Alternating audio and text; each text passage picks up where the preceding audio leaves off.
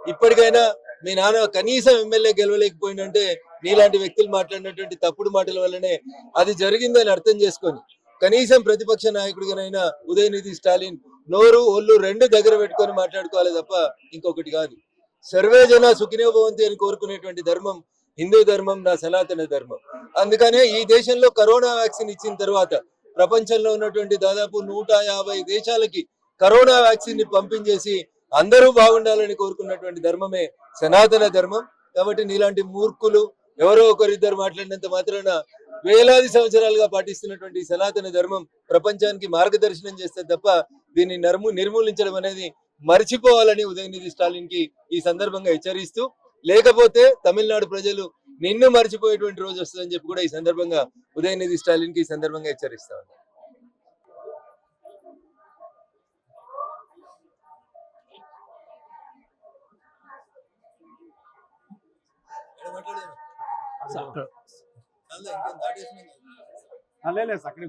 mic disturbance వస్తాయి sir అందుకని